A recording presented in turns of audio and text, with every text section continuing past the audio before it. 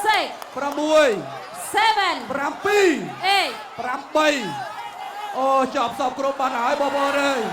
អូសាតូបែនកាមហាម៉ាន អរគុណច្រើនឥឡូវចង់ដឹងថាត្រូវចំកន្លែងណាបាទសូមលោកគ្រូពេទ្យបាទជួយសម្រួលហើយសហការីរបស់យើងបាទសូម play នៅរូបភាព slow motion បាទសូមអញ្ជើញ បាទឥឡូវទៅចាប់អារម្មណ៍បាទរូបភាពជិតសិន ទាំងសនាកណ្ដាប់ដៃកន្លែងណាដែលធ្វើឲ្យនៅវណ្ឌីសន្លប់នោះណែដល់រ៉ាច់ឆ្វេងបញ្ជូនទៀតឆ្វេងទៀតអូយអត់ដកដង្ហើមផងហ្នឹងអត់ដកដង្ហើមទេមហាម៉ាត់នេះបោះជង្គង់ស្ដាំដល់រ៉ាច់ស្ដាំឆ្វេងកន្លែងនេះបាទសុំកន្លែងម្ដងទៀតសុំម្ដងទៀតអាកន្លែងឆ្វេងបញ្ជូនទៅខ្ពៀកនេះសុំមកឆ្វេងម្ដងទៀតអូពេញ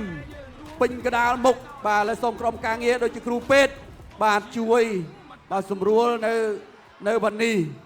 បងប្អូនយើងរកឃើញហើយមិនទាន់មានរឿងបញ្ចប់ត្រឹមនេះទេបងប្អូនខ្ញុំអានទៅណាបងប្អូនខ្ញុំមានរឿងជំរាបជូនបងប្អូនតភាគទៀតសម្រាប់ Extreme បងប្អូនសួរថាឥឡូវនេះផែនការមហាម៉ាត់មានខ្សែក្រវ៉ាត់មួយហើយមានពៀនមួយទៀតតើពៀននេះ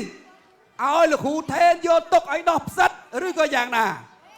សម្រាប់ Extreme អត់ទេអញ្ចឹងសម្រាប់